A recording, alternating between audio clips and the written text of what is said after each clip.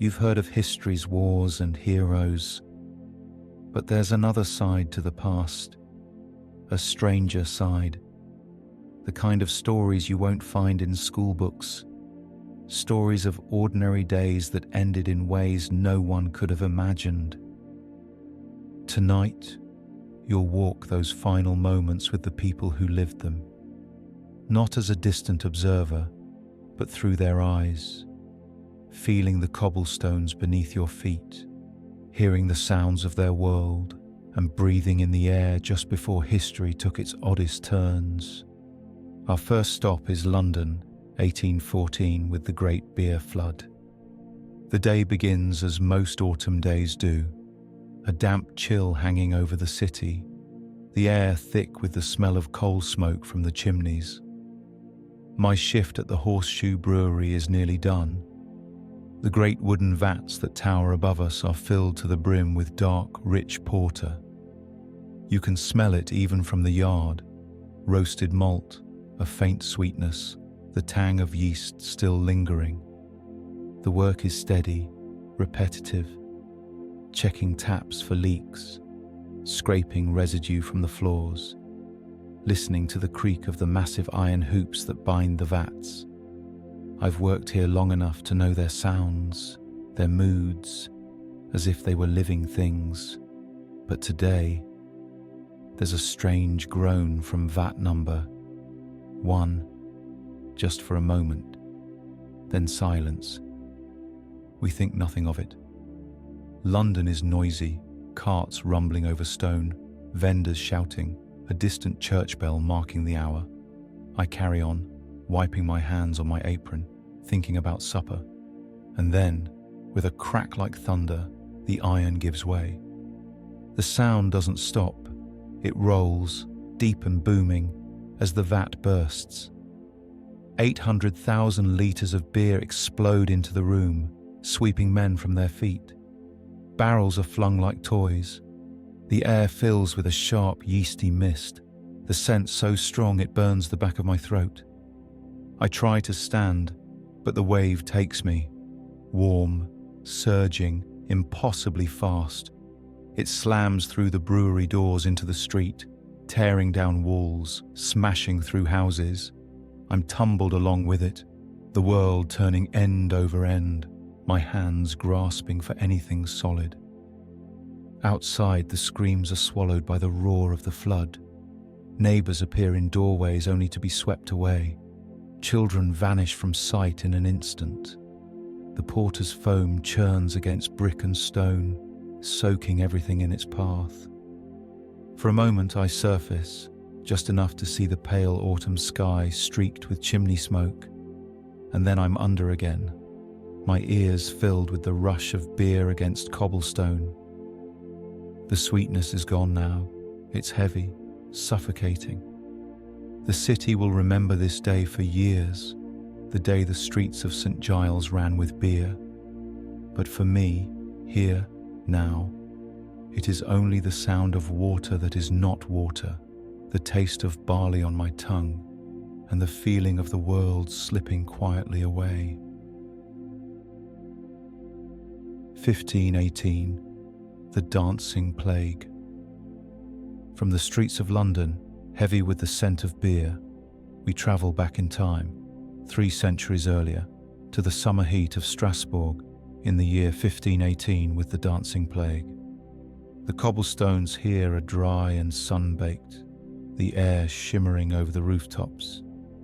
And yet, in the heart of the city, something is stirring that no one can explain. It begins with a single woman. They say she steps into the marketplace one morning and starts to dance. Not the joyful, careful steps of a festival, but a restless, driven motion, as if her body has found its own rhythm and will not let her go. I watch from the shade of a stall, fanning myself against the heat, and at first I smile. She must be entertaining herself, I think, but her feet keep moving. Hours pass. She does not stop. Sweat soaks through her dress, her hair clings to her face, and still she dances. By evening, she is not alone. Others have joined her, drawn in by something we cannot see. A young man I know from the docks, a woman from the bakery. Soon there are a dozen of them, their faces glazed with exhaustion, their hands trembling as they keep time to music only they can hear. The days blur together. I come back each morning, certain the fever will have passed, but instead the crowd is bigger. 20, 30, 50 people now. The marketplace echoes with the thud of shoes on stone, the ragged breathing of the dancers. Physicians arrive, their robes dark against the bright square, shaking their heads. They talk of hot blood, of fevers of the mind, of purging the sickness by letting it run its course. Food is brought to the dancers where they sway and shuffle, too weary to speak but unable to stop. At night, torchlight flickers over their faces, hollowed and pale. Music is hired, fiddles and drums, not to entertain, but because the doctors say it will burn the illness out faster. The sound is relentless, even in the dark. I cannot say when I feel it first. A strange quickening in my chest, a tingling in my legs. At first I think it is sympathy, the way your body echoes what you see.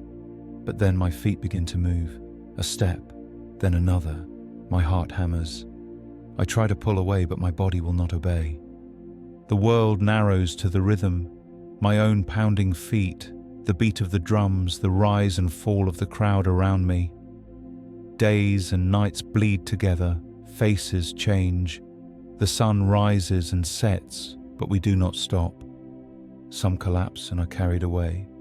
Others fall where they stand, their eyes fixed on the night sky, lips moving in silent prayer. I know my turn will come soon. My legs are heavy, my breath thin, but still the dance holds me, and so I keep moving, across the stones, through the dust, under the endless summer sun, until all I can hear is the music that no one else can hear, and all I can feel is the heat of the square beneath my feet. 1184. The cesspit nobleman. The music of Strasbourg fades, the pounding feet growing faint until they are only a distant echo. The sound changes to something sharper, the metallic clink of spurs, the rustle of wool cloaks in a crowded hall. The air is cooler here, damp with the smell of stone and wood smoke. The year is 1184, and we are inside the upper chamber of the Church of Saint.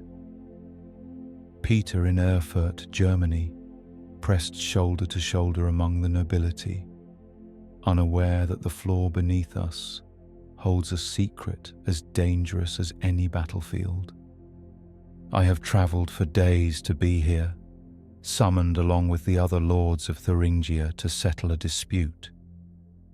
We crowd into the room, cloaks brushing against one another, the air thick with the scent of wool, leather, and the faint sharpness of tallow candles. Outside, rain has been falling all morning, drumming on the roof and pooling in the muddy courtyard.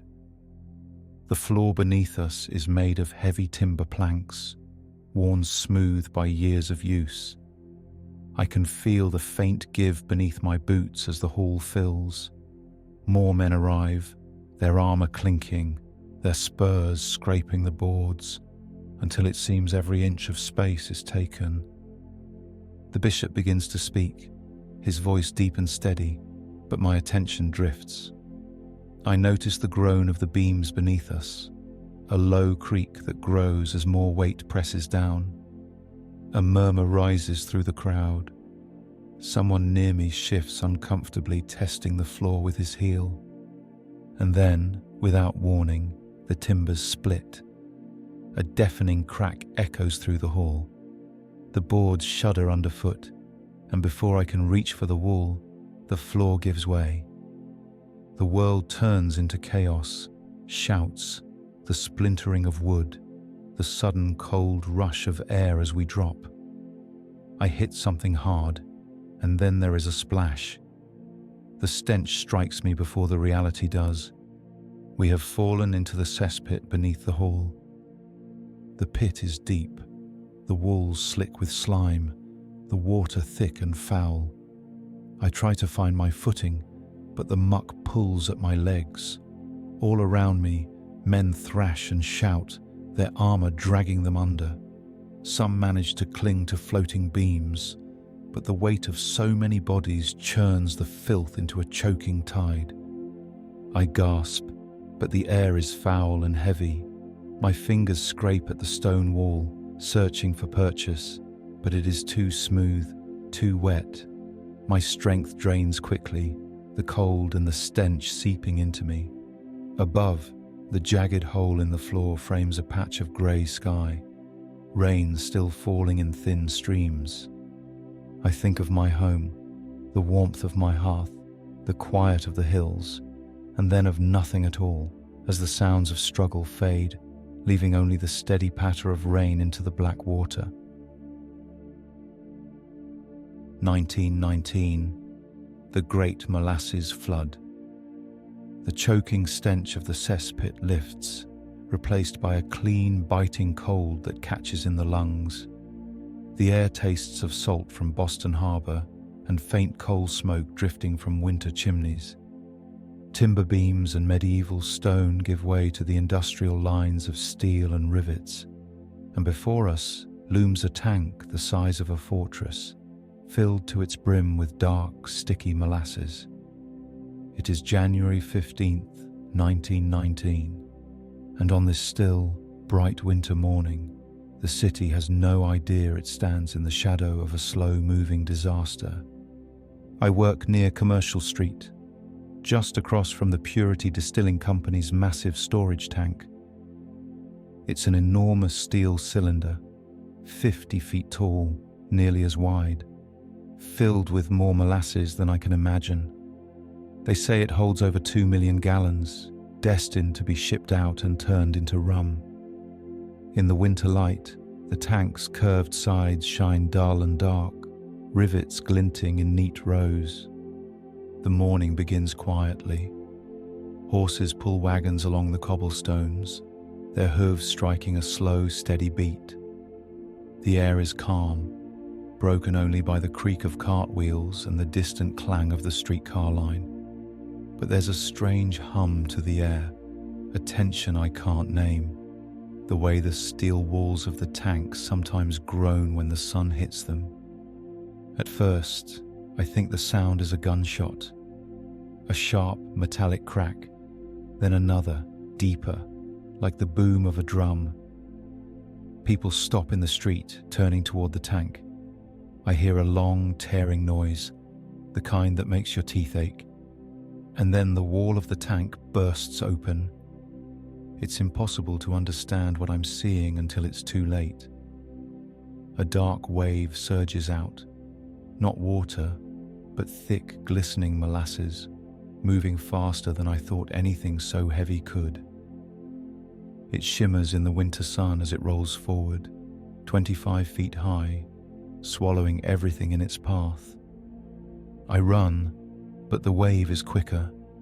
The air grows sweet and cloying, the smell of molasses so strong it makes my stomach turn. I can hear the sticky roar as it pulls wagons off the street, flips a streetcar from its tracks, and shoves buildings from their foundations. The sound of splintering wood and shattering glass fills the air. The ground trembles under my feet as I'm caught. The molasses wraps around me like hot tar, heavy, dragging, pulling me down. Every breath is a struggle. The sweetness is suffocating, pressing into my mouth and nose, clinging to my clothes until they feel like lead. Somewhere above the noise, I hear the panicked cries of horses, the crash of barrels tumbling through the streets. A man's voice shouts for help, muffled and fading. I push upward, trying to break the surface, but the weight is too much. The sky narrows to a thin strip above me, pale blue against the dark brown that surrounds me. The cold I felt this morning is gone. All that's left is heat, pressure, and the slow, steady pull downward. The city will remember this day as the day the streets ran sweet. But here, inside the wave, there is nothing sweet at all. 1782, Death by Cheese. As the sweet, clinging scent of molasses fades from the streets of Boston, it's replaced by the dry, grassy air of the French countryside in the summer of 1782. The sharp tang of hay drifts in from the fields, and the harbour winds are gone, traded for the slow, warm breeze that slips through the open shutters of a timber-framed storeroom. Inside, the air is cool and dim, heavy with the rich, faintly sour aroma of cheese. Wheels so large they must be rolled into place, stacked in tall rows that turn the room into a maze of narrow aisles. I have worked here for years, stacking and inspecting each wheel, tapping the rinds to judge their readiness. There is comfort in the routine, in the quiet thump of palm on cheese, the faint tang of aging milk, the way the air holds a steady coolness even in the heat of summer. Today is no different, though the store is unusually full. A recent delivery from the mountain dairies has filled every shelf and pressed the aisles into narrow corridors. I'm reaching for a ledger when the air shivers with a sharp creak from above. I glance up to see a shelf shift ever so slightly, its wooden supports bowing under the weight. It's happened before, a little groan of timber, nothing more, but this time the sound deepens, becomes a groan that doesn't stop. The first wheel tips slowly, almost lazily, rolling toward the edge. Then it drops. It hits the floor with a heavy, resonant thud, and the impact rattles the shelves. Another wheel shifts, then another. The groaning becomes a crack, sharp and final as the timber gives way. The wall of cheese comes alive, great pale rounds rolling free, bouncing, striking the floor with the force of a battering ram. They don't stop. The narrow aisles leave me nowhere to go.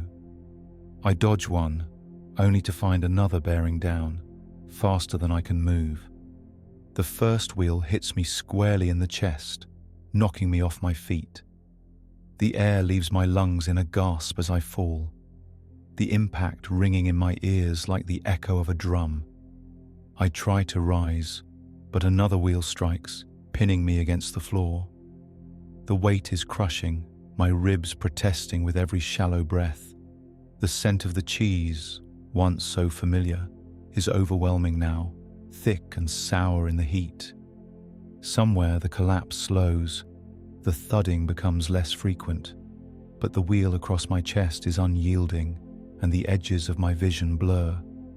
I hear distant voices calling from outside, footsteps rushing toward the storeroom, but they feel far away, as if muffled by the heavy air.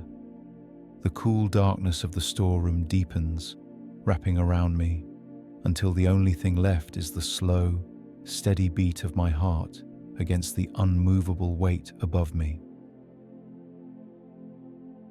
1360, the Hailstorm Massacre. The cool darkness of the storeroom fades, replaced by the open, wind-swept fields of France in the spring of 1360. The still air inside is gone, traded for the restless movement of clouds above, their edges bruised with shades of grey.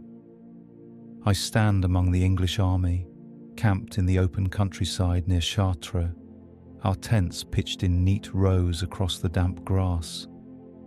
It is Easter Monday, and though the war is never far from our minds, the day has begun in uneasy peace. The air carries a strange chill for spring, the wind shifting in quick, unpredictable bursts. I'm polishing a dent from my helm when the first drop of rain lands, cold enough to sting. Another follows, Then the sky opens with a sound like gravel spilling onto canvas. Hailstones, at first the size of marbles, bouncing harmlessly off armor and shields. We laugh at the noise, lifting our cloaks for shelter, but then the laughter dies. The stones grow larger, heavier. One strikes the shoulder of a man beside me with a dull, sickening thud, knocking him to his knees. Another hits my helm, the shock ringing in my ears. The hail comes faster, harder. Each stone is the size of an egg now, some as large as clenched fists, falling with enough force to split leather and dent steel. Horses scream and rear, their lines breaking as men try to pull them under canvas. The ground turns slick with ice and mud, making every step a fight to stay upright. A great white curtain descends from the clouds, the world narrowing to the space just in front of my eyes. I duck beneath a tent flap, but the canvas shreds under the assault, hailstones punching through as if it were paper. The air is filled with the crash of ice against metal, the cries of men and beasts, and the hollow drumming of the storm.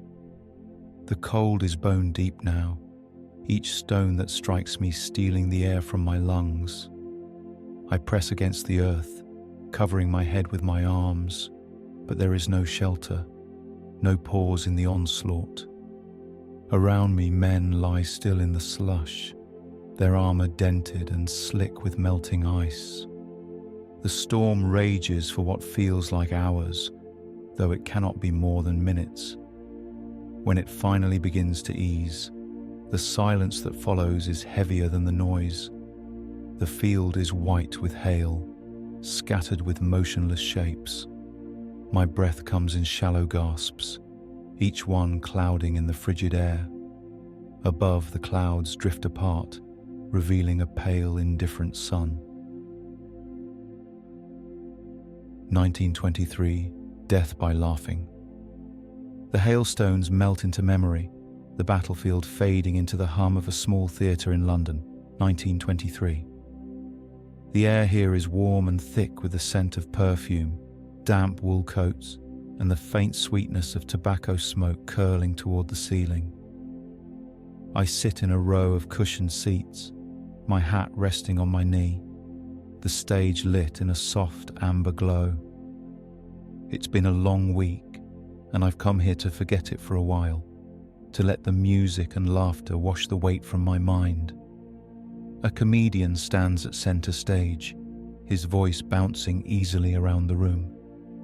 He's good, quick, sharp, with a knack for twisting the ordinary into something absurd.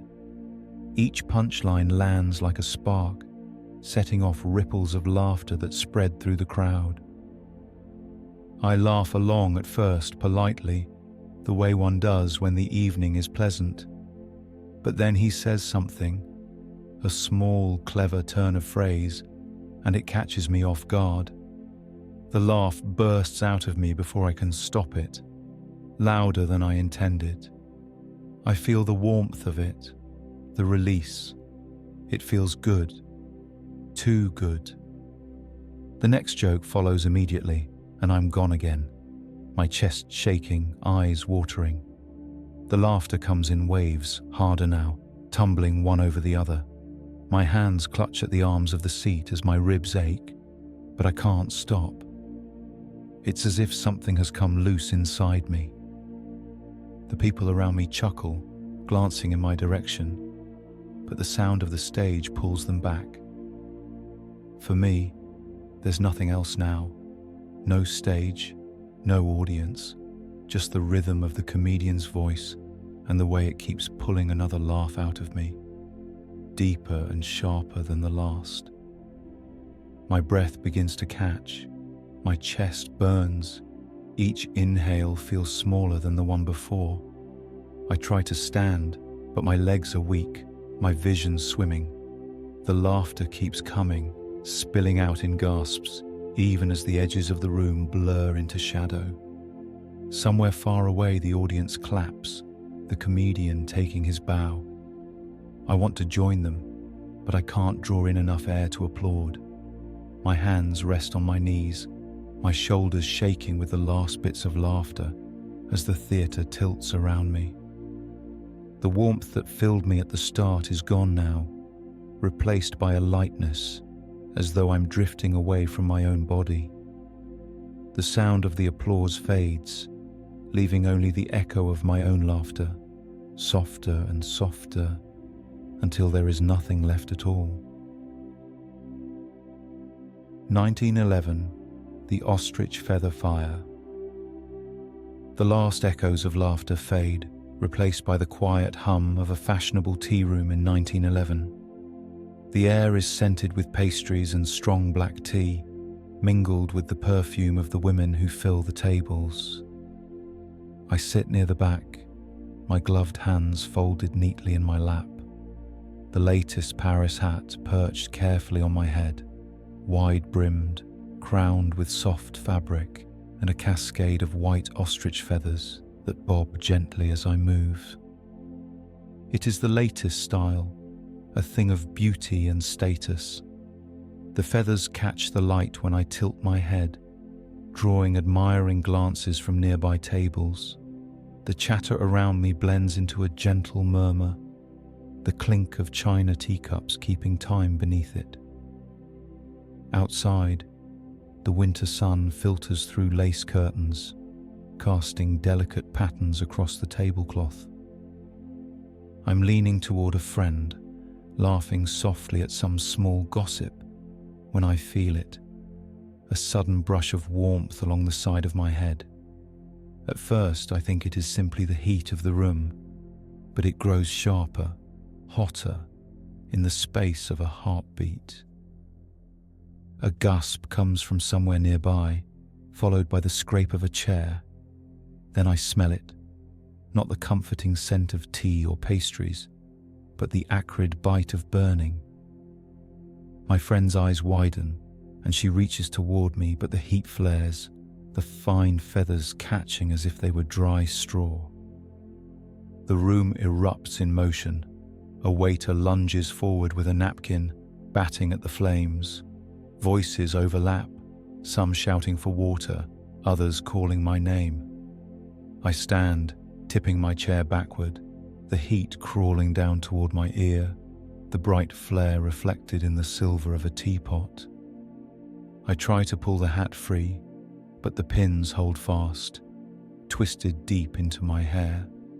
The fire dances along the brim, the smell of singed fabric and feathers filling my lungs. My gloved hands fumble at the pins, but the movement only fans the flames. Someone douses me with tea, the liquid scalding my skin beneath the heat. For a moment, the fire seems to falter, but then a feather flares again, the orange light catching in the eyes of the women around me. My knees weaken, the edges of the room darkening as the shouts turn to muffled echoes.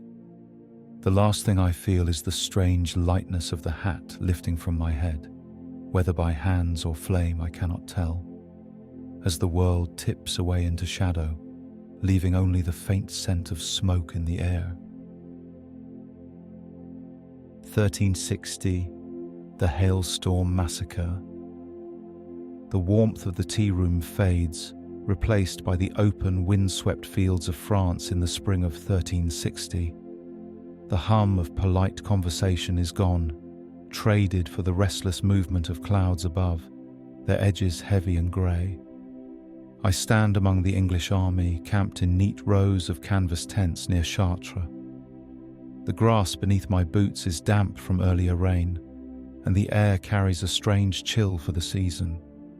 It is Easter Monday, and for a moment, there's peace. Armour clinks as men move about the camp, some tending to horses, others sharing bread by small cook fires.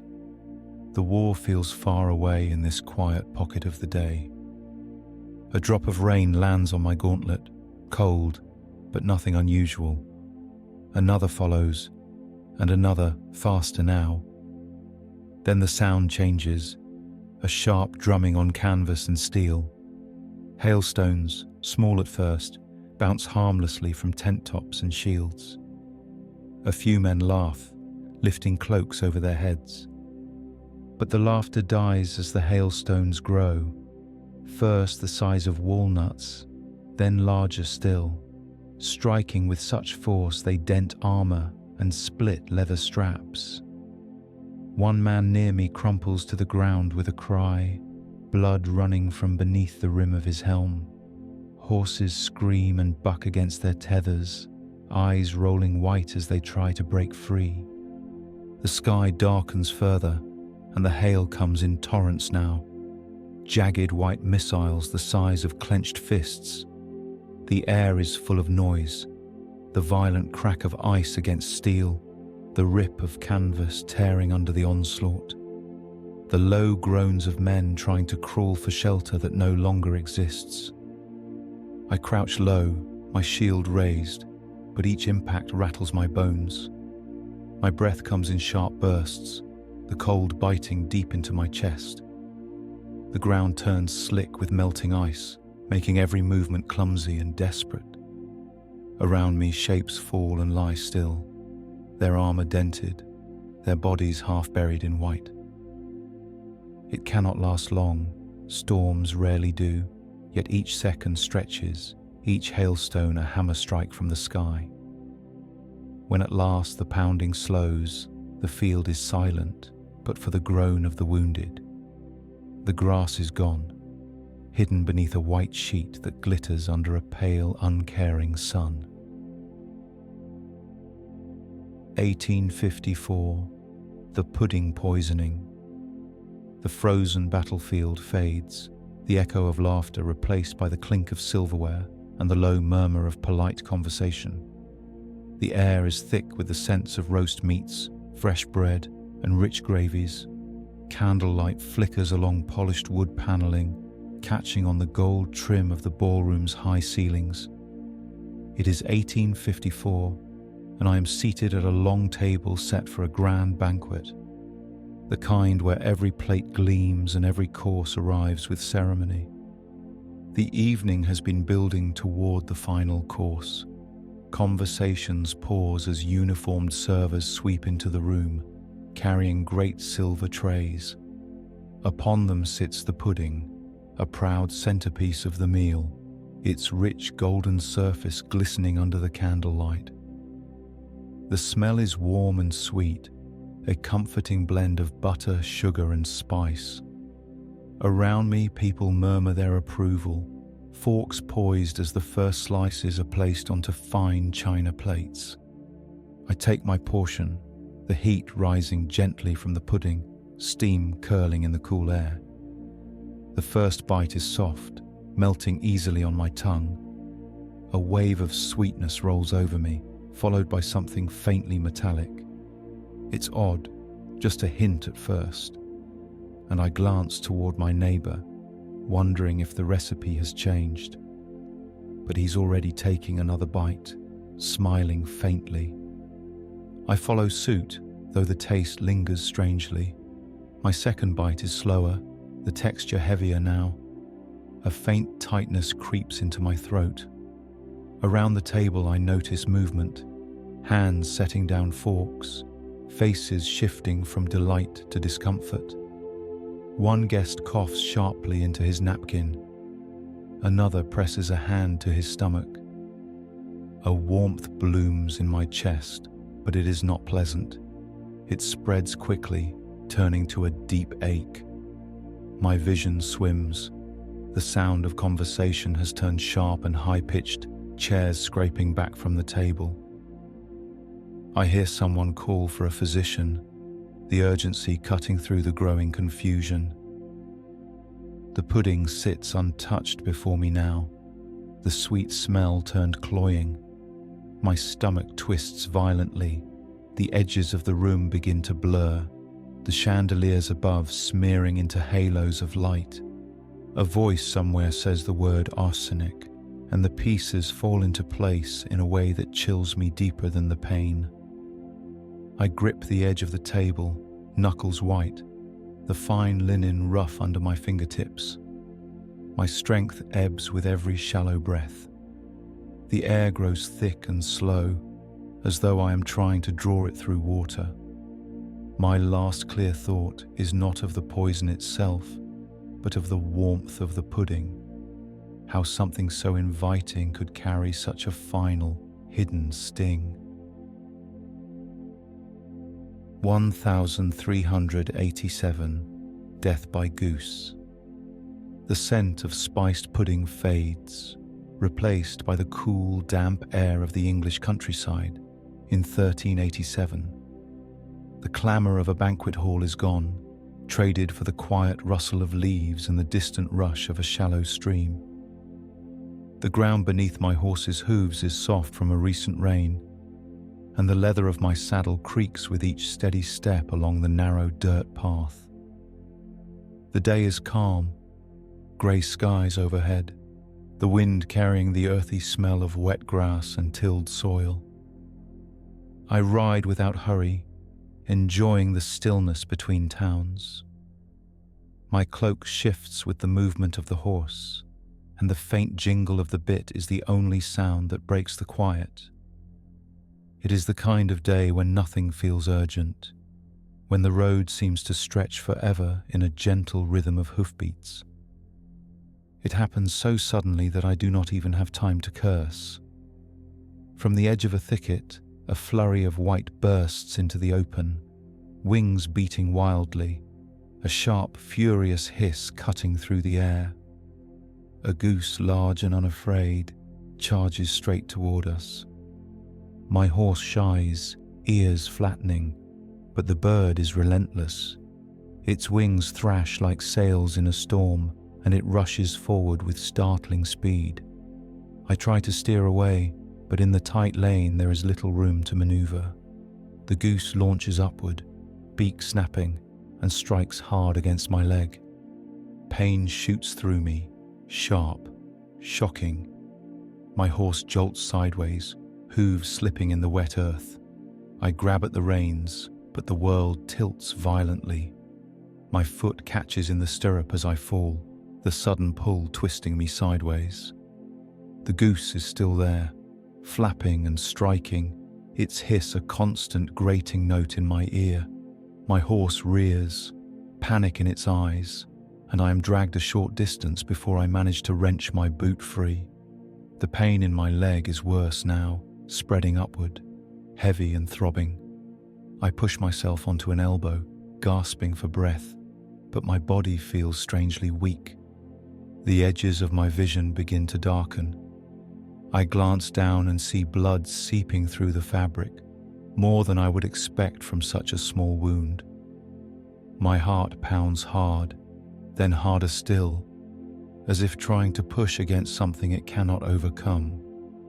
The goose stands a few feet away now, its wings folding slowly, its head tilted as though the battle is already won.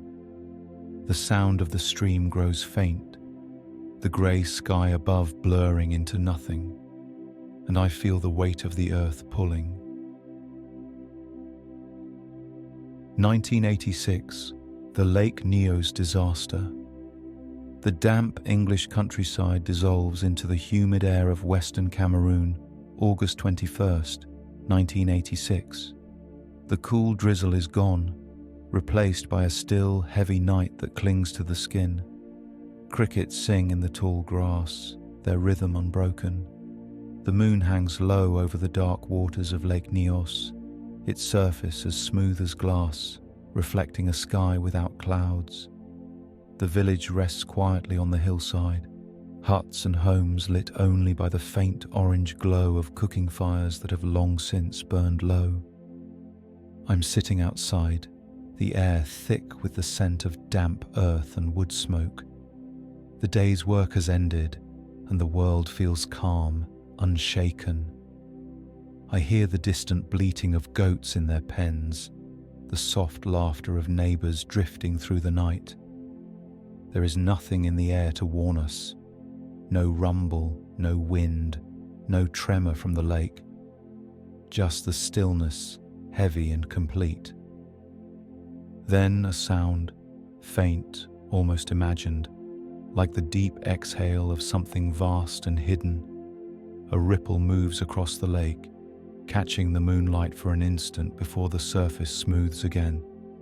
I stand, listening, but the night swallows the sound. I take a breath, and that's when I notice it. The air feels different, thicker. My chest rises, but the breath is shallow, unsatisfying, as if I am trying to drink air through cloth. From the direction of the water, a white mist begins to roll, low to the ground, hugging the earth as though it's too heavy to rise. It moves silently, seeping between the huts, curling over the grass. There is no wind to carry it. It simply flows forward, patient and unhurried. A neighbor stumbles into view, his eyes wide, his steps clumsy. He tries to speak, but his voice is only a rasp, a dry sound swallowed by the mist. I move toward him, but my legs feel heavy, as though I am wading through water. My breaths grow shallower still, each one more desperate than the last. The animals are the first to fall silent. The goats stop their bleating. The chickens make no sound. Even the crickets fade, their steady chorus replaced by a suffocating hush. I hear bodies hitting the ground, some thuds close by, others farther away, dull through the thickening fog. My own knees weaken, my balance wavering as blackness creeps into the edges of my sight. I try to call out, for my family, for anyone, but the air will not carry my voice. My lips move soundlessly. The mist has reached me fully now, cool and strangely sweet on the tongue. I sink to the ground, my cheek pressing against the damp grass. Above me, the moonlight is dimming, swallowed by the low-lying fog. My last breath is shallow, barely more than a sigh, and then there is only stillness, a stillness as deep and unmoving as the surface of the lake itself. 1900, the Galveston hurricane. The still, heavy mist of Lake Neos fades into the thick, salty air of a late summer evening on the Gulf Coast. The damp grass beneath me becomes the coarse planks of a wooden porch, the quiet Cameroonian hills giving way to the low skyline of Galveston, Texas, in September of 1900. The sun is sinking behind a hazy horizon, its light painted in streaks of gold and orange across the water. But the air feels wrong, too warm, too still, as if the entire island is holding its breath. I stand at the edge of the porch, looking toward the sea. The horizon is blurred by a wall of grey far in the distance, the kind of haze that might be rain or might be something else entirely. The wind is faint, carrying the faint scent of salt and seaweed, but each gust is warmer than the last. Somewhere inland, a church bell rings, its sound carried thin and strange, as though the air itself is heavy. The streets are quieter than they should be for a Saturday evening. Many have taken shelter already, though some neighbours still linger outside, tying shutters closed or gathering buckets to catch the rain they believe is coming. Children are called indoors.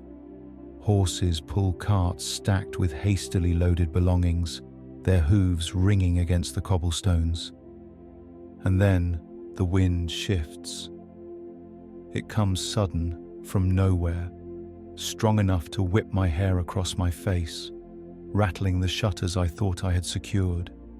The sky darkens in a matter of minutes, clouds stacking high and fast, their undersides a deep, bruised purple.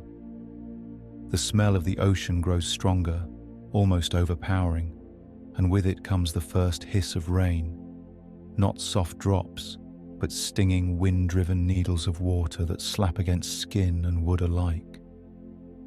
The sea is louder now, its roar building beneath the howl of the wind. I can see waves smashing against the seawall, higher than I've ever seen them, sending white spray into the air that the wind tears apart. The sound is a constant thunderous crash, as if the island itself is being pounded by something relentless and alive. The rain turns into a curtain so thick I can barely see across the street. The wind is everywhere, ripping shingles from roofs, snapping branches, slamming doors that weren't secured.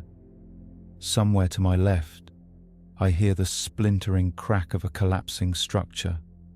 I grip the door frame, the wood slick under my fingers as the first sheet of water surges down the street, knee-deep in seconds.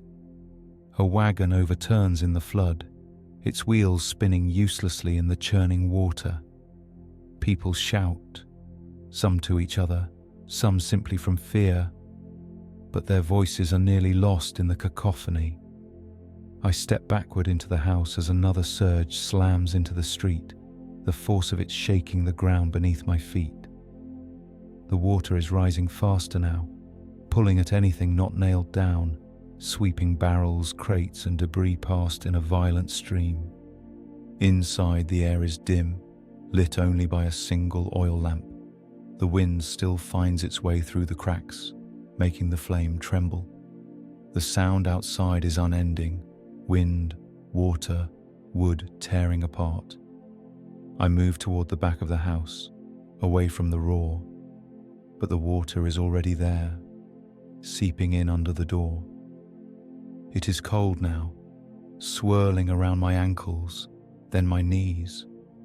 I try to wade forward, but the current tugs at me with startling strength. My breath comes faster, not from exertion, but from the realization that the water is still climbing, still pushing inward, bringing the ocean with it. The lamp's light flickers once, then dies. In the darkness, the sound of the storm is all that remains, filling every space until it seems there is nothing else in the world. 1971, the cigar boat explosion. The roar of the Galveston hurricane fades into the gentle slap of water against a wooden dock. The salt in the air is warmer here, tinged with the faint tang of gasoline and the metallic scent of sun-warmed metal. It is late afternoon in the summer of 1971, and the harbour is alive with motion, gulls crying overhead, the creak of mooring ropes, and the low murmur of boat owners chatting as they tend to their vessels. I stand aboard a sleek, narrow craft, a cigar boat, its pointed bow cutting sharp lines against the horizon even while at rest. The deck beneath my feet is warm from the day's sun, the white paint so bright it makes me squint. In the open cabin, the air smells of leather seats, marine varnish, and the sharper undertone of fuel vapours. It is a smell I've grown used to, one that lingers in the nose long after the engines are cut. We've been tinkering with the boat for hours, polishing chrome, checking the propellers, making small adjustments to the twin engines. The air in the cabin grows heavier with each passing minute, the scent of gasoline stronger now, filling the narrow space. I tell myself it's nothing unusual. Fuel lingers after long runs. Still, I slide the small porthole window open to let the breeze through. Evening begins to settle over the marina, the light softening into gold. Across the dock, someone laughs, the sound carrying easily over the water. I strike a match to light a cigarette, the familiar rasp of wood against the matchbox sharp in the quiet. The tip flares bright in the dimming light, and I draw the first inhale. Warm, steady, familiar. The moment it happens, it is more sensation than sound. A sudden, violent punch of heat and force erupts from beneath my feet, lifting me from the deck. The cabin flashes white, so bright it erases the edges of the world. For a heartbeat I hear nothing. No gulls, no wind, no human voice. Only a vast, ringing silence. Then the noise crashes in, a hollow whump that seems to come from everywhere at once.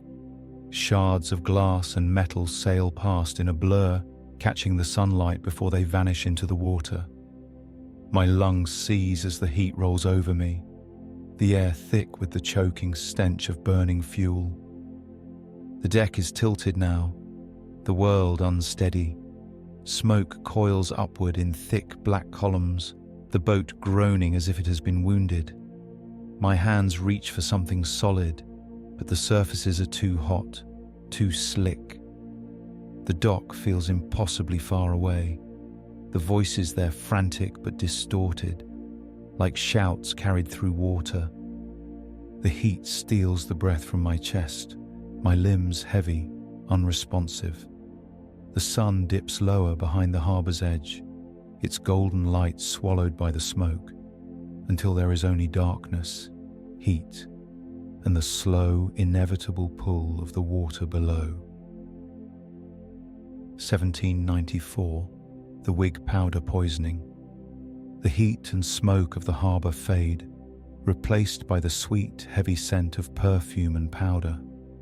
The low hum of dockside voices becomes the genteel murmur of a crowded salon in Paris, lit by flickering candlelight and the soft shimmer of crystal chandeliers.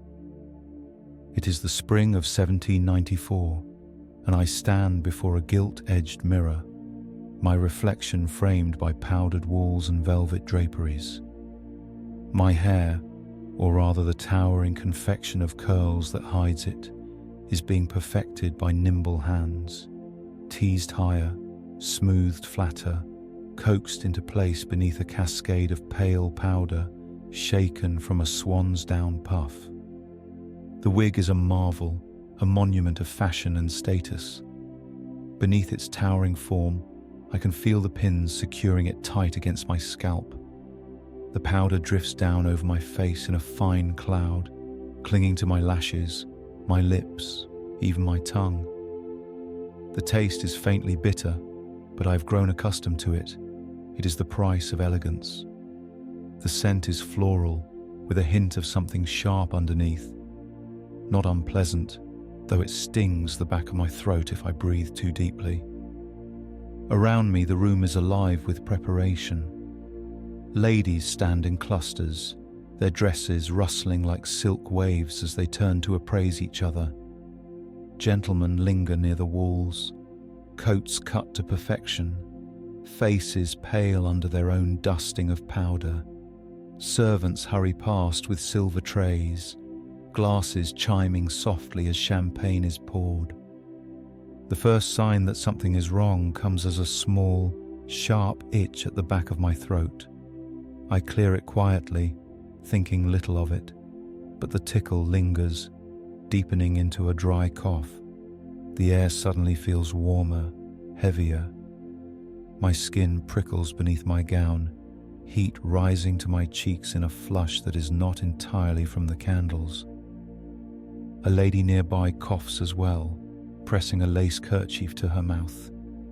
Another turns her head, frowning slightly. I taste the bitterness more clearly now, metallic and clinging, the powder's perfume doing little to hide it. My lungs feel tight, each breath shallower than the last. Conversation falters around the edges of the room. One man stumbles against a chair. A servant sets down a tray too quickly, the glasses rattling. My own vision begins to blur at the edges, candlelight stretching into halos. I press my fingers to the mirror frame for balance, my reflection pale beneath the powder, lips parting as if to draw more air, but finding little to take in. Someone says a word that cuts through the growing hush. Arsenic. It is half whisper, half warning, and it explains everything in an instant. The sharpness in the powder, the metallic bite, the heat blooming beneath my skin. It was never just fashion. It was poison, woven into beauty itself. My legs weaken, the mirror tilts in my vision, or perhaps it is I who am swaying.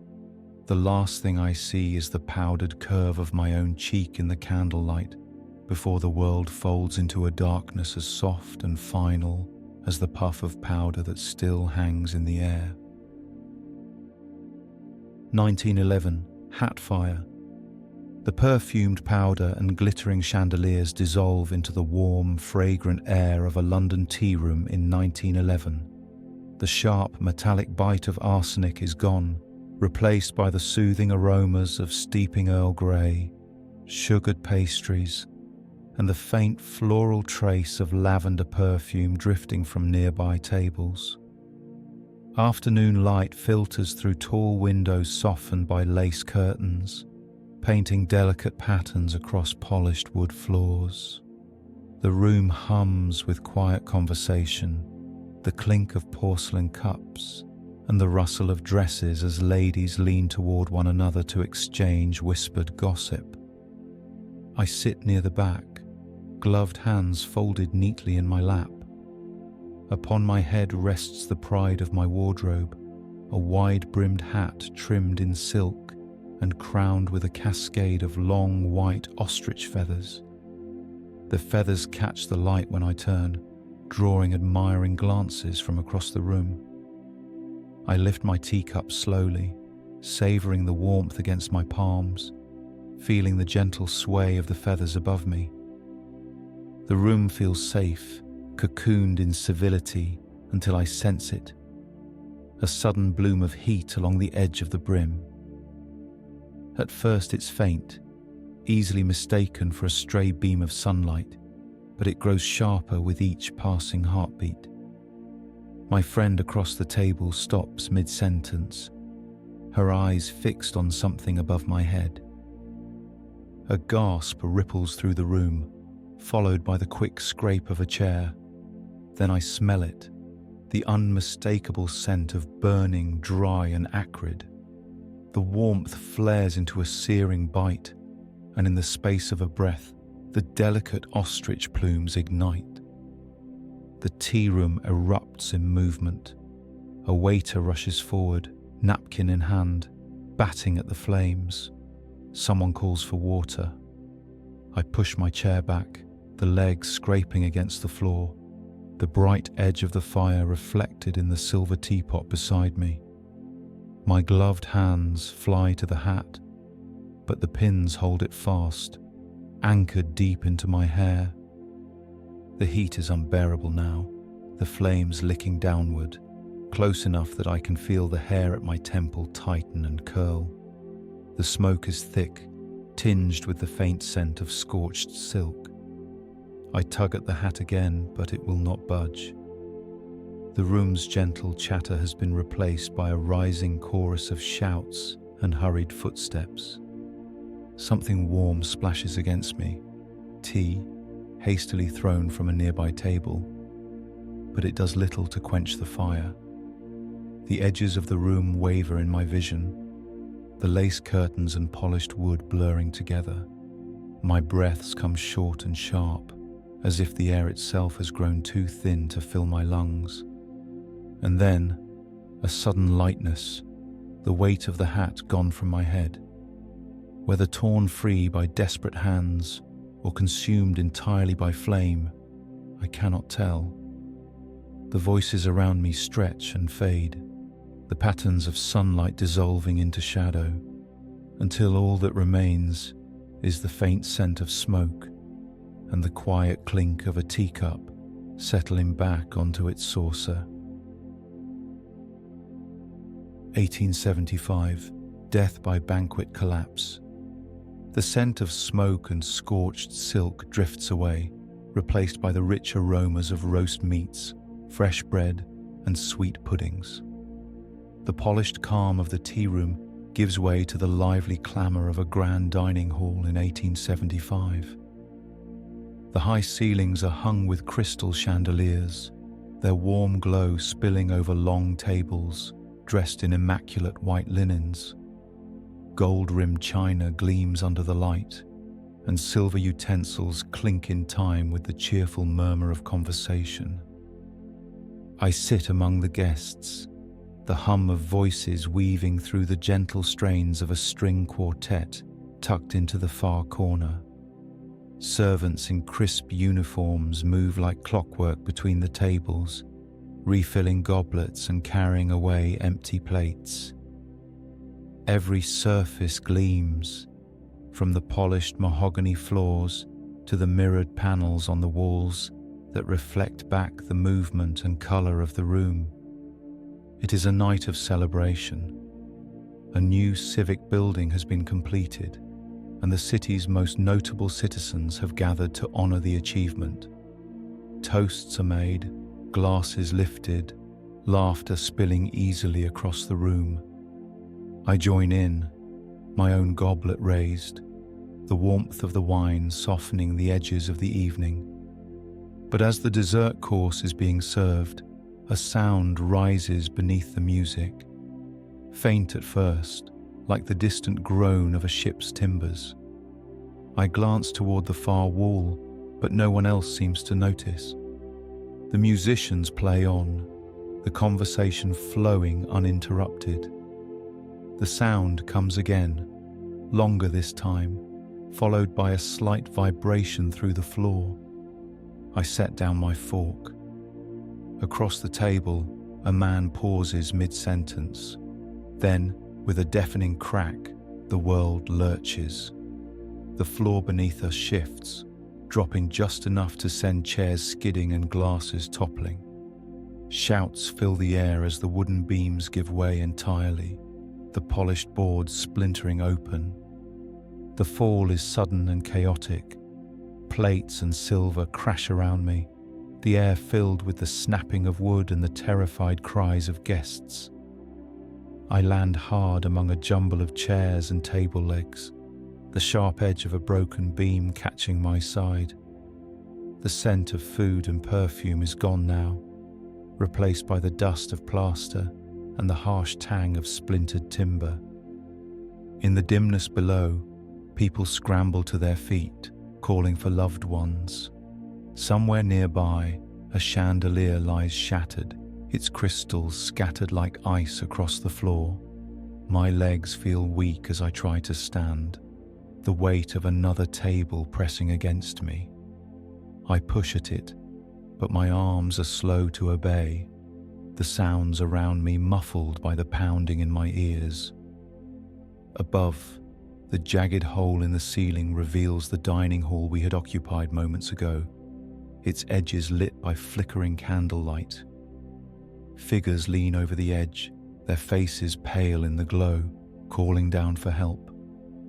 I try to call back, but my voice catches, my breath shallow.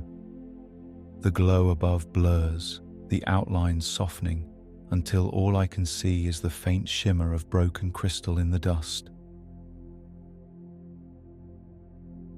1847, the Donner Party. The glitter of crystal in the banquet hall fades, replaced by the stark, unbroken white of a Sierra Nevada winter. The warmth of chandeliers is gone, traded for the biting cold of February air in 1847. The snow stretches in every direction, high drifts swallowing tree trunks and smoothing the jagged edges of rock. The wind moves low through the pines, carrying a faint, hollow whistle that seems to echo in the silence. My breath hangs before me in pale clouds, each exhale stolen quickly by the cold. We have been here for months. What began as a journey west has turned into a trap of ice and hunger. The trail behind us is buried under storms that never seem to end. The days blend together into an unchanging pale light. The nights into a darkness so complete it swallows the horizon. The camp is little more than a cluster of snow-buried cabins, their roofs sagging under the weight. Inside, the air is heavy with the smell of smoke and unwashed bodies. We keep the fires small. There is little wood left. and every ember feels precious. Around the fire, faces are gaunt, eyes sunken. Conversation is rare now, every word costing more energy than it's worth. Food ran out long ago. At first we scraped by on scraps, a bit of flour, a strip of dried meat, broth made from boiling leather. Now even those are gone. The hunger is constant, a dull ache that never loosens its grip. It dulls the mind, makes the hours blur until only the cold feels real. When the snow lets up, we try to move, to find the trail, to hunt. But the drifts are higher than a man's head. Each step sinks deep, the snow closing over boots like water. The air burns in the lungs. The effort leaves us dizzy and weak, forcing us back to the cabins with nothing to show but frost clinging to our eyelashes. The worst part is not the cold or even the hunger. It's the knowing. Knowing the mountains will not give us an escape before the spring, that each day here steals a little more from us. At night, I hear the wind rattle the walls, the snow shifting against the roof, and I wonder which will give out first, the shelter or the people inside it. One by one, voices in the cabin fall silent, their owners retreating into stillness. The fire dwindles to embers, the cold seeping through every crack in the walls. I pull my blanket tighter, but it does nothing. The darkness closes in, the sounds of the wind fading, until there is nothing left but the endless white waiting outside. 1463. Death by Pageant Cannon. The endless white of the Sierra fades into the warm, bustling colour of a spring festival in the year 1463. The air is soft with the scent of fresh flowers and wood smoke, the snowbound silence replaced by the sound of laughter, music, and the rhythmic beat of drums. Bright banners ripple overhead, strung between wooden poles, their painted crests fluttering in the breeze. The streets are lined with onlookers, their faces flushed with excitement as the parade moves slowly forward. I stand among the crowd, close enough to the front to see the main procession as it turns into the square. It is a grand pageant, a celebration for the visiting Duke, and every detail is meant to impress. Riders on horseback pass first, their armor gleaming in the sunlight, followed by dancers in embroidered gowns whose skirts swirl like painted water. Musicians march behind them, filling the air with pipes and horns, the notes ringing sharp against the stone walls of the buildings. At the center of it all is the cannon, not a weapon for war today, but a ceremonial piece, polished to a mirror shine, its barrel painted with gold leaf. The crowd cheers as it's rolled into the square by a team of men in bright sashes. Children perch on their parents' shoulders to get a better view. The air smells faintly of powder already, the promise of the coming salute hanging over us like an unspoken drum roll. The cannon is wheeled into position before the dais, its barrel lifted toward the open sky. One of the men bows deeply to the Duke, then signals to his fellows. The crowd leans forward, some covering their ears, others craning their necks to watch. I feel the anticipation like a tightening in the chest, the seconds stretching thin.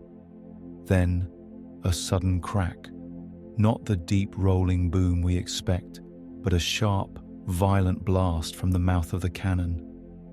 The sound punches the air, rattling the windows behind us. A cloud of white smoke bursts outward, stinging the eyes and choking the breath. The crowd gasps and the music falters. I feel the impact before I understand what's happened. A heavy, crushing force slamming into my chest. My breath leaves me in a single, startled exhale. I stagger back, the world around me tilting and blurring. The painted banners above seem to twist in the air, their colours melting together. The cheering has stopped. Somewhere the Duke is shouting, his voice distant and muffled. I look down and see the dark stains spreading across the fine fabric of my tunic. My knees weaken, the drumbeat of the parade replaced by the slower, heavier pounding in my ears. The sunlight is still bright overhead, but it's fading at the edges, as though the banners are closing in. The last thing I hear is the faint clatter of the cannon's wheels as it's pulled away, its gleam lost in the haze of powder smoke. 1810. The Gooseberry Choke. The haze of gunpowder smoke drifts away, replaced by the softer glow of a summer afternoon in the year 1810. The air is warm and fragrant with the mingled scents of freshly cut grass, ripening fruit, and the faint tang of wood polish from the dining room, where a small gathering has assembled. Sunlight pours through open windows, falling across a long table set with fine china, crystal goblets, and platters of seasonal delicacies. Outside, a gentle breeze stirs the lace curtains, carrying with it the faint chirp of birds in the orchard beyond. I am seated near the head of the table, surrounded by friends and acquaintances.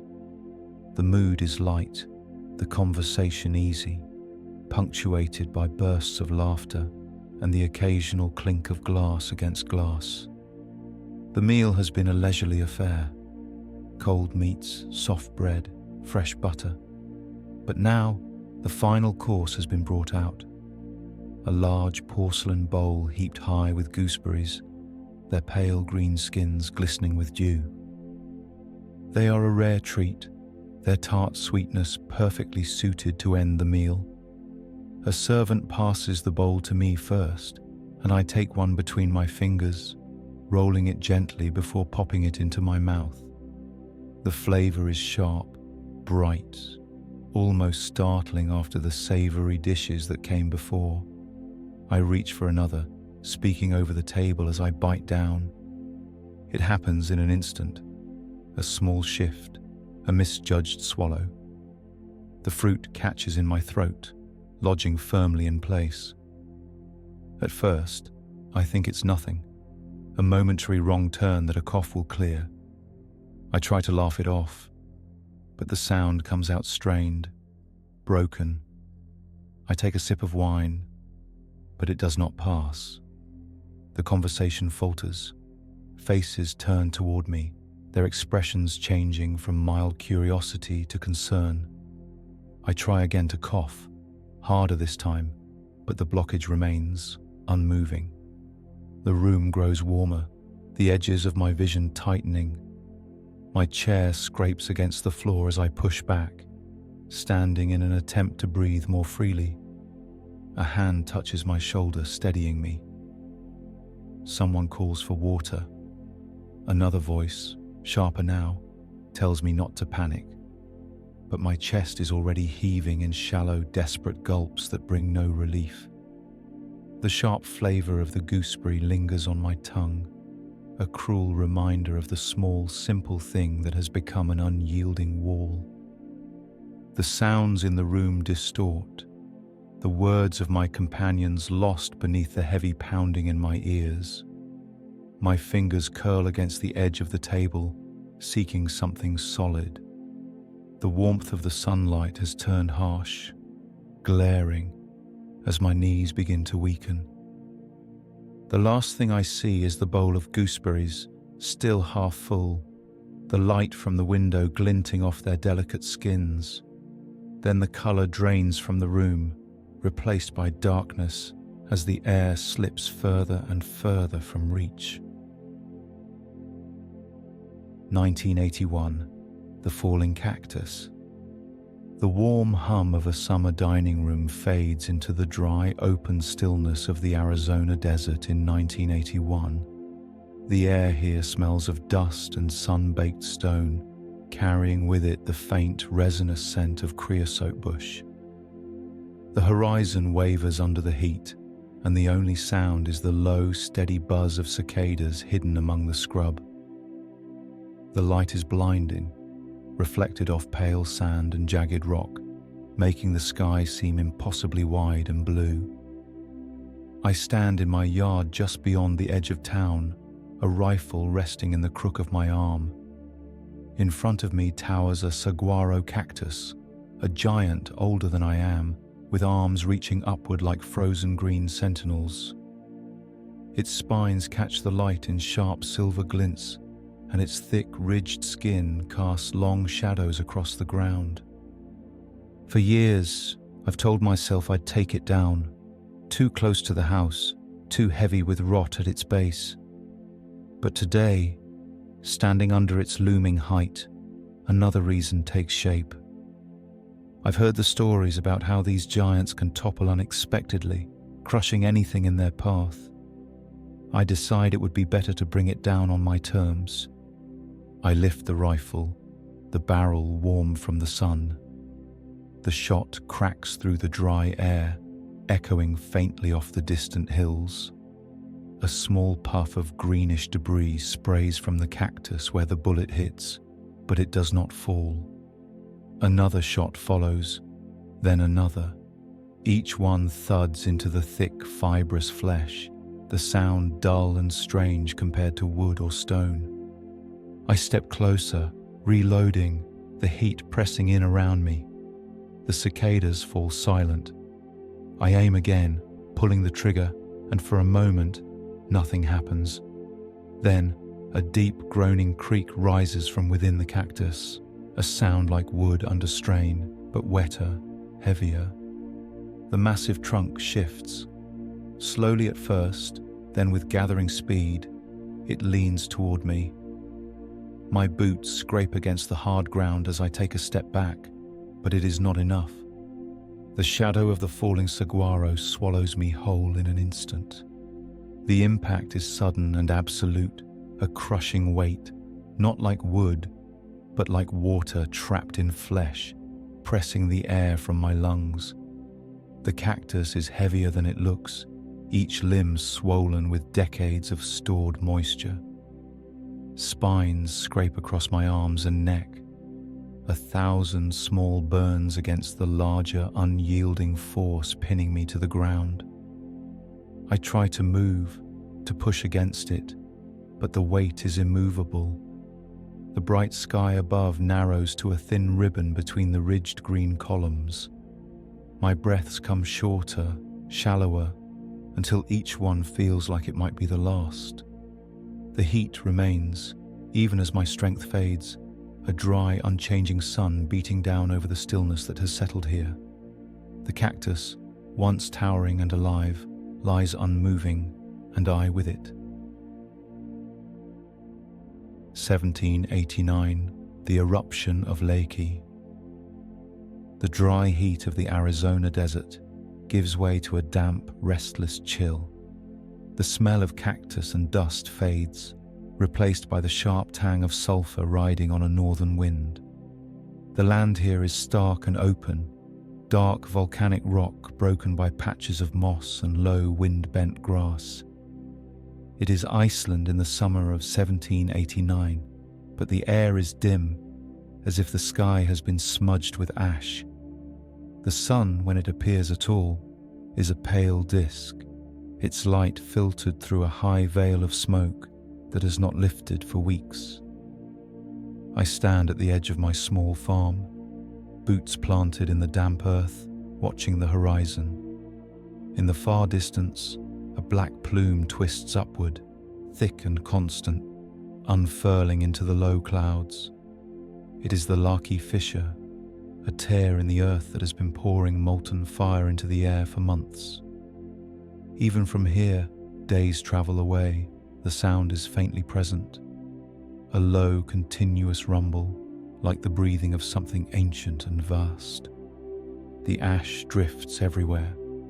It lies in thin layers over the grass, seeps into the water troughs, and clings to the skin after only a few minutes outdoors. The sheep no longer graze.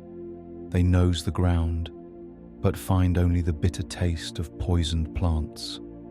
My crops, what remains of them, have turned a strange, sickly yellow. The potatoes shrivel before they are ready to harvest. The barley heads are thin, the grains dry and lifeless. The air is heavy, not with the familiar bite of winter storms, but with a heatless oppression. Each breath scratches the throat. Some days, a haze settles so thick over the farm that the world shrinks to only a few paces in every direction. Neighbours have begun to speak in hushed tones about the dry fog, how it lingers even when the wind shifts, how it carries the faint, acrid taste of brimstone.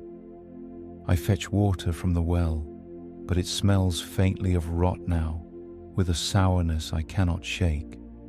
We drink it anyway, because there is nothing else. The animals drink too, and many of them lie still within days, their bodies thin and rigid, eyes clouded. The smell of decay hangs over the fields, carried on the same wind that brings the ash. At night, the glow from the fissure paints the clouds in shades of red and orange, as if the horizon is always on fire. The rumble is louder then, a low, vibrating growl that settles into the chest. Sleep is thin and uneasy, the dreams heavy and strange. People are leaving. Some head for the coast, chasing rumours of cleaner air. Others go inland, hoping for pasture untouched by the ash. I remain because I have nowhere else to go, and because some stubborn part of me believes the sky will clear, the grass will grow again, and the air will return to what it was. But each day the ash falls thicker, the smell of sulphur sharper, the cough in my chest deeper. The sun, once pale, now barely shows itself at all, swallowed by a haze that feels endless. And deep down, I know the land itself is changing into something it has never been, and may never recover from. 1888, the Great Blizzard. The volcanic haze of Iceland fades into the sharp, stinging bite of an American winter wind. The heavy scent of sulphur is gone, replaced by air so cold and clean it burns the inside of the nose. It is March of 1888, and I stand on a snow-packed street in New York City, the early morning light dimmed by a sky swollen with grey. At first, the day feels like any other winter morning. Cold, yes, but bearable, the kind of cold you live with here. But the air has a weight to it, a stillness before the storm, and somewhere deep inside I can feel the city holding its breath. The first flakes are lazy, drifting down in wide spirals, melting where they touch the damp cobblestones. A few passers-by smile, collars pulled up against the chill, as if this will be no more than a passing squall. But within minutes, the snow thickens, falling fast and heavy, the wind shifting from a gentle push to a sharp, insistent shove. Horses pull their heads low, steam curling from their nostrils, their hooves slipping as the streets turn slick. By midday, the city has vanished. The snow is no longer falling. It is flying, flung sideways by a wind so fierce it scours the skin. It stings the eyes, finding its way under scarves and inside coats, creeping in through every seam. The buildings are pale ghosts in the blur, their outlines fading into the white, until it is impossible to tell where the street ends and the walls begin. The wind howls through every alley, a low, unbroken roar punctuated by the sharp crack of ice tearing from rooftops. I lean into it, head down, one hand clamped to the brim of my hat, but each step feels heavier than the last. The snow drifts higher, climbing past my knees, then my thighs, its weight tugging at my legs with each movement. Somewhere nearby, I hear the frantic whinny of a horse, then the muffled crash of a wagon tipping into a drift. The sound is quickly swallowed by the storm. Doors slam shut, shutters rattle, and the streets empty as people vanish indoors. I know I should turn back too, but the way is unclear. Every familiar landmark erased, every direction the same whirling white. The cold works quickly now, numbing my fingers even through my gloves, creeping up my arms and into my chest. My breaths grow shorter, shallower, each one a thin ribbon of steam torn away by the wind. My feet lose their sense of the ground, the snow shifting beneath them in deep, hidden pockets. The street I am on narrows between tall buildings, and the wind funnels through like a river in flood. I stumble, my shoulder slamming against a wall half buried in snow. For a moment, I consider pressing onward, but my body is already folding in on itself, the cold too deep to shake. I sink to one knee, the snow rising around me like water, the roar of the wind muffling into a dull, steady hum. The last thing I see before closing my eyes is the endless white, not falling anymore, but swirling, alive, wrapping me in its frozen arms. 1924. Death by Molten Chocolate. The white silence of the blizzard melts into the warm, rich scent of cocoa and sugar. The sting of icy wind is gone, replaced by the steady, humid heat of a confectionery factory in 1924. Copper kettles line the walls, each one big enough to hold a man, their rounded sides gleaming in the light of gas lamps hung high above. Steam rises in slow curls from their open tops, carrying with it a sweetness so thick you can taste it in the air. I stand on the upper platform, where the kettles bubble with molten chocolate. The surface moves in slow, glossy swells, darker than coffee and just as fragrant. It's mesmerizing, the way the light catches the ripples, the way the scent clings to the skin and hair until you carry it home with you. I've worked here long enough to forget the magic most people feel around chocolate. But today, the heat and the smell seem almost alive. The floor beneath my boots is narrow and slick from the constant drift of steam.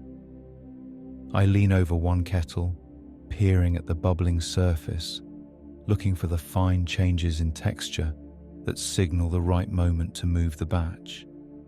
Somewhere below, machinery hums, the clatter of conveyors, the hiss of valves releasing pressure. It happens quickly, a misstep. The heel of my boot catches on a damp patch, and my body tilts forward before I can grab the rail. The smell intensifies in a rush as the copper rim flashes past my hands, the air shimmering with heat. The chocolate swallows me up to the waist instantly, the weight of it shocking in its density. It's far heavier than water, clinging to me in thick folds that resist every attempt to move. The heat is not scalding at first, more like the oppressive embrace of a bath drawn too hot, but it deepens rapidly, seeping through fabric and into skin. I push against it, but each movement feels slower, weaker, as though the chocolate has decided to keep what it has claimed. My arms strain for the edge, fingertips brushing the slick copper only to slide away again. The air is suddenly harder to pull in, not from the heat alone, but from the smell, overpowering and thick, filling my nose and mouth with every shallow breath.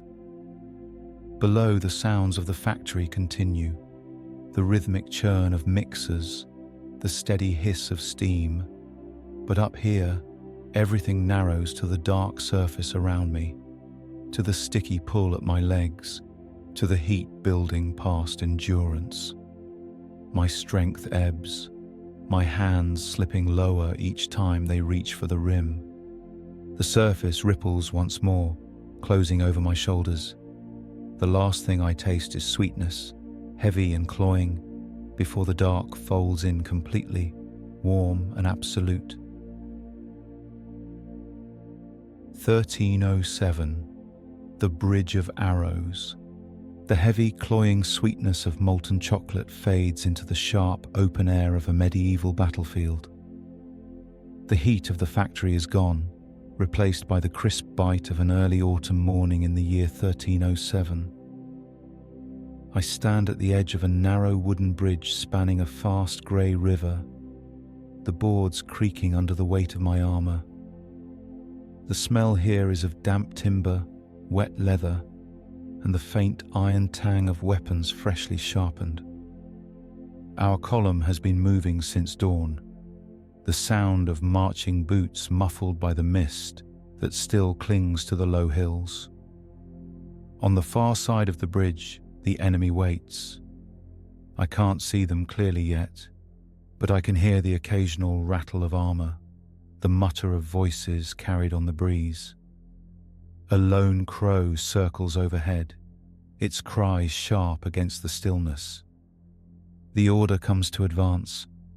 We move forward in a tight line, the boards groaning under the press of men and gear. The water rushes beneath us, loud enough to mask the faint hiss that reaches my ears, the sound of bowstrings pulled taut. A heartbeat later, the air above the river fills with movement. Arrows arc high, their black silhouettes against the pale sky falling toward us like a sudden rain. The first volley strikes the bridge with a series of hollow thuds, splintering wood, clanging off shields. A man ahead of me stumbles as an arrow drives deep into his shoulder, his cry lost in the sudden chaos. Another follows almost immediately, the second volley lower, faster, finding the gaps between our shields. The bridge is narrow, leaving no room to scatter. I raise my shield, the impact of each strike shuddering through my arm. The air is alive with the hiss and whine of arrows, the boards beneath my boots slick with water thrown up by the river and the stumble of men falling. An arrow punches through the rim of my shield, grazing my cheek. I feel the sting of it, even through the numbness of adrenaline. Ahead, the line falters as more men fall, some pitched sideways into the churning river, their armour dragging them under before they can call for help. The enemy archers do not stop. Their shots come in relentless rhythm, each volley closer, heavier, more precise. I take another step forward, then another, my breath loud in my helmet, and then the world tilts.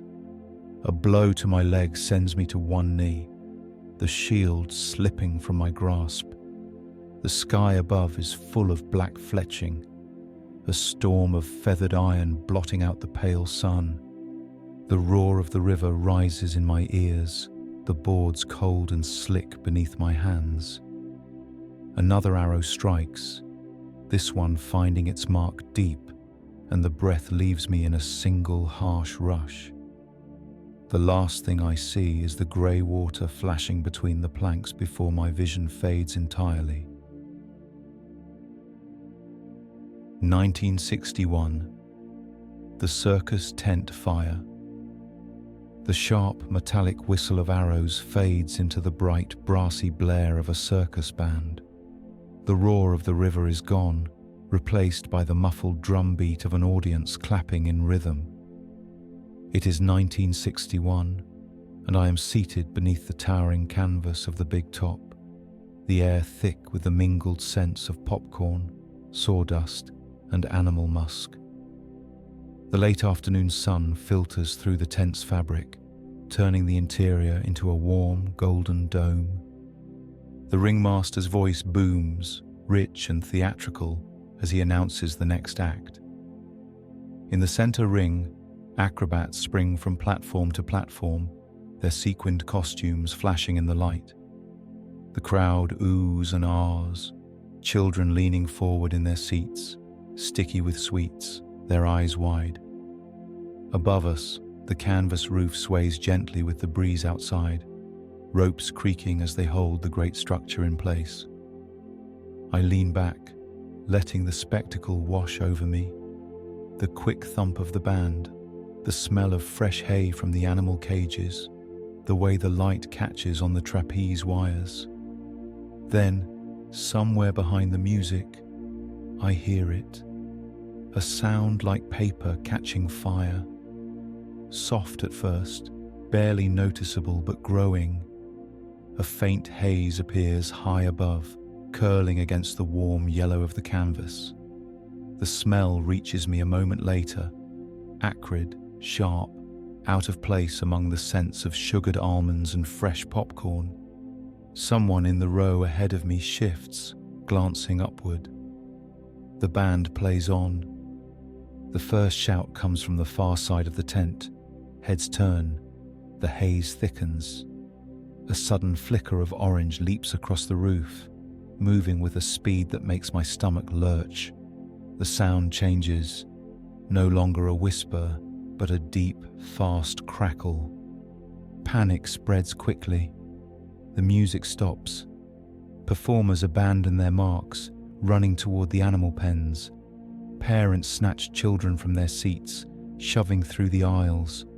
I stand, the bench shifting underfoot, and the air is suddenly alive with heat. The flames race across the fabric as if it were dry grass, each new gust of wind feeding them.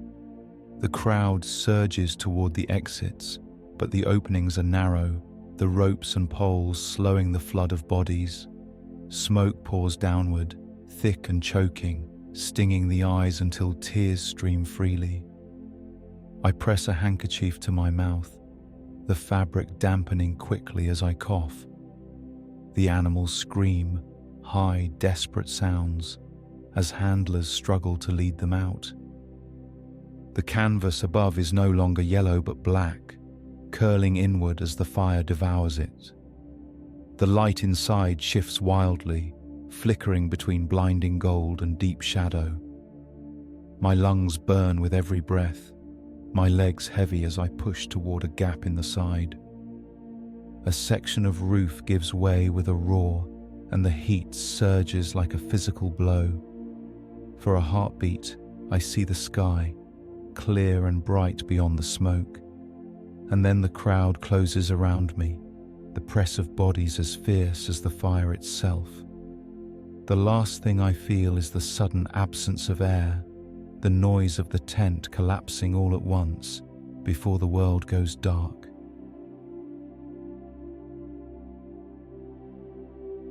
"1903, Death by Skirt." The roar and heat of the burning big top fade into the rhythmic clatter of machinery. The air smells of oil, hot metal, and cotton dust, a faintly sweet, choking scent that clings to the back of the throat. It is 1903, and I stand on the weaving floor of a textile mill, where great iron looms line the room in perfect, unbroken rows. Shafts and belts spin above our heads, linking the machines in a constant hum of motion. The noise is immense, a rattling, pounding chorus that drowns out all but the closest voices. The summer heat presses down, and the air inside is stifling, despite the tall windows thrown open to the street. My long skirt brushes against my ankles as I step between looms, inspecting the threads, checking for snags that might snap the line. The skirt is fashionable, full and layered, though here on the factory floor it feels heavy, its hem picking up flecks of lint and stray strands of cotton. I bend to check a spool, the wooden floor trembling faintly under the weight of the machines. Nearby, a shaft spins at chest height, a leather belt running fast and smooth over its wheel. The air stirs from its motion, a faint breeze in the heat. I turn to move past it, and in that instant, feel the lightest tug at my hip. The hem of my skirt has brushed the belt. Before I can step back, the fabric twists, catching in the wheel's pull. The tug becomes a violent jerk, spinning me sideways. I grab at the frame of the loom, my fingers slipping against the smooth metal. The skirt tightens around my legs, drawing me closer to the spinning shaft. The noise of the room changes, not quieter, but different. I hear the sharp tear of fabric, the heavy thump of my shoulder hitting iron. My hands claw at the skirt, but it's wound fast now, pulling me forward inch by inch. The machinery does not slow. Its rhythm is steady, uncaring, the belt a blur. The air feels hotter, the smell of oil and dust sharper as the shaft pulls tighter. My breath comes in short bursts, the edge of the machine filling my vision. Around me, no one seems to notice. The men and women bent over their work, their own looms roaring in their ears. The last thing I see before the belt draws me in is the bright afternoon light spilling through the windows, dust motes drifting lazily in the sunbeams, a stillness untouched by the relentless motion that has claimed me. 1916, the Shark Arm Mystery. The relentless clatter of the textile mill fades into the rhythmic hush of waves rolling against a pier.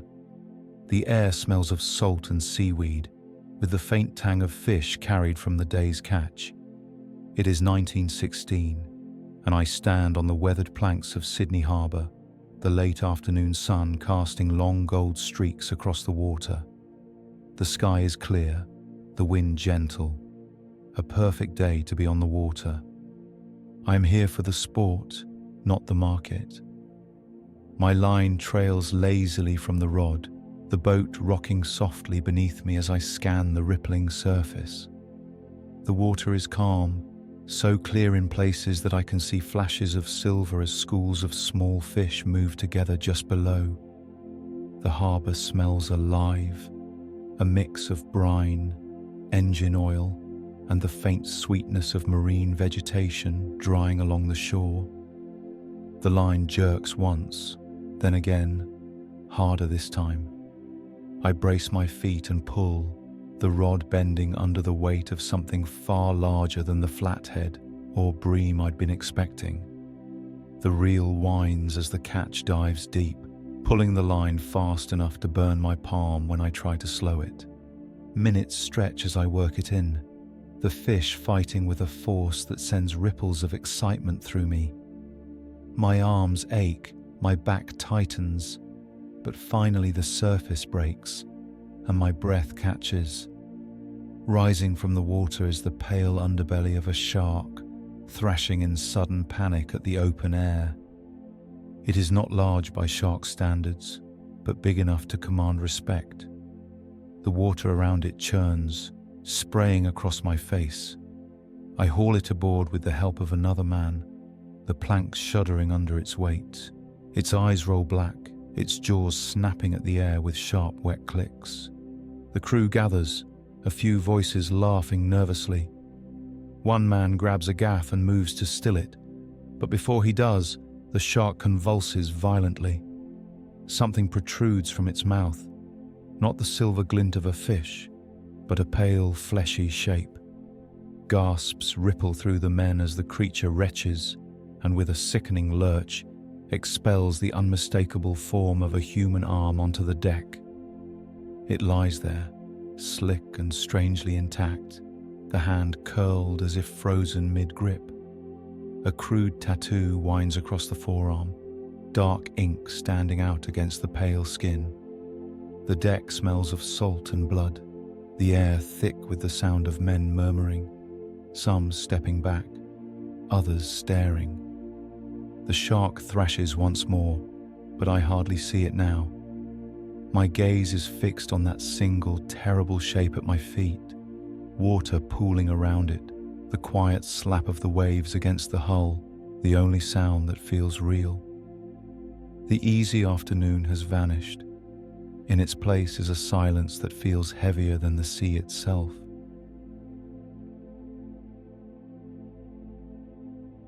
(1889), the flood of Johnstown. The salt-stained planks of the harbour fade into the damp, grassy hills of Pennsylvania.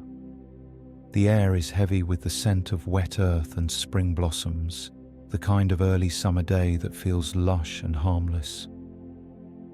It is May 31st, 1889, and the town of Johnstown sits quietly in the valley below, the Conemaugh River winding lazily through its centre. The hills around it rise steep and green, dotted with homes, mills, and the narrow road that climbs toward the South Fork Dam. The morning passes like any other. In the streets, children play marbles, their shouts carrying through the air. Shopkeepers sweep their stoops, and the mills hum with the constant churn of industry. But above us, at the dam, the water has been rising all through the night. Heavy rains have swollen the lake far beyond its normal reach, and though the dam's keepers work frantically, the earth and stone structure groans with the pressure. By midday, the clouds break just enough for a thin strip of sun, but it brings no comfort. Rumours ripple through town, talk of the dam's condition, of the way the water has begun to seep through places it shouldn't. Some dismiss it. Others glance toward the hills with unease. I am on the porch of a neighbour's house when the first sound reaches us, low and deep, like distant thunder, but unbroken. It grows quickly, becoming a roar so loud it seems to come from the ground itself. I look up toward the gap between the hills, and in that moment, I see it. A dark wall, not of stone or cloud, but of water. 50 feet high, moving with impossible speed, it fills the valley from side to side, carrying with it a boiling mass of uprooted trees, shattered timbers, and the roofs of houses already torn apart. There is no time to think. The roar becomes a scream in the air, drowning every other sound. People scatter, some running toward higher ground, others frozen in place.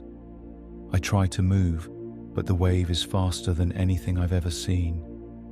The wind of its approach hits first, cold and fierce, then the impact, a crushing, all-encompassing force that tears me from my feet. The world becomes chaos. I am tumbled end over end, colliding with wood, stone, and the bodies of others swept away beside me. The water is thick with debris, each piece striking like a hammer. My lungs burn as I fight to surface, but each gasp brings only more water, muddy and cold. Somewhere above the noise, I hear the splintering crash of a building collapsing, then the groan of a massive tree trunk as it slams into something solid. The current pulls relentlessly, twisting me along with it, the light above breaking into shards before vanishing entirely. The last thing I feel is the sheer, unstoppable weight of the flood pressing me down, as if the whole valley has decided to close over and keep what it has taken. 1933, the Dust Bowl blackout. The churning roar of the Johnstown flood fades into the slow, dry whisper of wind over parched earth. The scent of wet mud and river water is gone, replaced by the sharp, powdery taste of dust that coats the tongue before a word is spoken. It is 1933, in the heart of the Dust Bowl, and the land around me looks more like the surface of another planet than the fertile plains it once was. The fields are bare, not just of crops, but of colour. A patchwork of brown and grey under a sky the same dull shade. For months, there has been no rain. The wind is constant, never strong enough to topple a man, but relentless, carrying with it a haze of soil scraped from the earth itself. It works its way into every crack and seam, beneath door frames, through window sashes, into cupboards and bedclothes, until the entire world smells faintly of dirt. Every meal carries its grit, every breath leaves a dryness at the back of the throat. On this day, the wind seems sharper, the air heavier, though the sky remains the same pale wash it has been for weeks. I'm standing near the edge of my field, staring out over the flat horizon, when I notice the light beginning to change. It isn't sudden, but it is strange, a dimming that feels unnatural, as though the sun itself is retreating. I look west, and there it is, a wall of dust. It rises higher than the tallest grain silo, a moving mountain of earth pulled from the ground and carried in the sky. Its leading edge is sharply defined, curling at the top like the crest of a wave, and it rolls forward with an eerie, soundless speed. The stillness before it lasts only seconds. Then the wind hits, harder now, carrying more dust than air, stinging any skin it touches. I pull my bandana over my mouth and nose, but it's useless. The grit forces its way in regardless. The temperature drops as the shadow swallows the sun, and the world turns the deep, unnatural red of a dying fire. I try to head for the house, but the visibility collapses around me. The path vanishes beneath my boots, replaced by shifting waves of dust that pull at my steps. The air is thick, the sound of the storm a constant low roar, punctuated by the occasional snap of a broken branch or the groan of a weathered fence post. My lungs ache, each breath shallower than the last. The bandana is damp against my mouth, not from water, but from the condensation of my own breath, trapped in the suffocating heat. My eyes water, the tears mixing with dust until I can barely open them. Somewhere ahead, I think I hear the slam of a door, the faint shout of a voice, but the storm swallows the sound as easily as it swallows the light. I press onward, counting steps, each one slower than the last, until I can no longer tell whether I'm moving forward at all. The darkness is complete now, not the soft dark of night, but a smothering black where even the outline of my own hands has vanished. The dust presses in from all sides, filling my mouth, my nose, my chest. I sink to my knees, the ground shifting beneath me like water. My breath comes once, twice, and then no more. 1816, the year without a summer. The choking black of the dust storm lifts into a pale, washed-out sky. The air is cooler here, but it carries no freshness, only the damp, unsettled scent of a season gone wrong. It is 1816, and the fields that should be bursting with green in the middle of summer lie barren and grey. A strange, thin mist clings to the horizon, even on the brightest days, dulling the sunlight until it falls cold and weak upon the earth. They call it the year without a summer. In the mornings, frost clings to the grass, brittle and white, though the calendar swears it is June. By midday, the cold wind sweeps in, rattling the leaves that remain on the trees, carrying with it a faint, acrid tang from across the ocean, the breath of some distant volcano whose ash has swallowed the sun. Even the birds seem quieter, their calls fewer, as if they too can feel the strangeness in the air. Our crops never stood a chance. The seeds sprouted late, struggled upward in the dim light, and withered under an unseasonable frost before they could bear fruit. The soil feels colder than it should, as though the warmth has been drawn from it entirely. Each day, We walk the rows that should be full of food, and each day the wind carries the sound of nothing but our own footsteps. Hunger sharpens quickly. The potatoes are small and stunted, the beans pale and brittle. We ration carefully, cutting portions smaller with each passing week, but the stores are dwindling all the same. Neighbours speak in low voices about the early snow that has already fallen in the hills. Some talk of leaving for warmer places. Others simply stare at the horizon as if waiting for the sun to return. The livestock fare no better. Grass is scarce, the hay from last year nearly gone. The milk cows grow thin, their breath steaming in the morning cold as though it were deep winter. Some stand unmoving for hours, ribs visible, eyes dull. We slaughter them before they starve completely, but each one gone means another hole in the days ahead. At night, the cold sinks deeper. The fire burns low because the wood pile too is shrinking.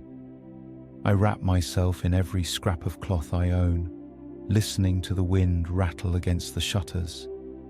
It's a restless sound, not fierce like a storm, but constant, unyielding, carrying with it the faint whisper of ash from a world away. Each morning I wake and hope for a change, a little more warmth in the air, a shaft of sunlight that feels strong on the skin. But each morning is the same, pale, cold and empty. And with each day the thought grows heavier, that this summer will never truly come, and that the winter waiting beyond it will be longer still.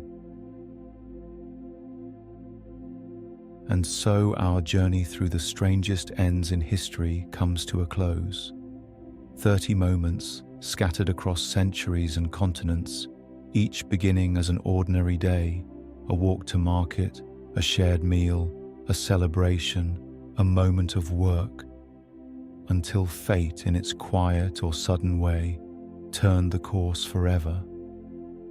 These were not the great battles or the moments that fill schoolbooks.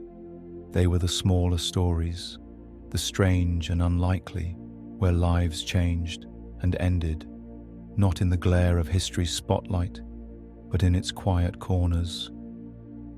And yet, each one reminds us that history is not only dates and names.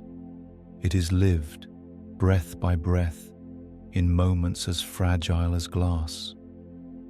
Perhaps that is why they stay with us, because they show how swiftly the expected can become the extraordinary, how even the smallest details can shape the path to our final moments.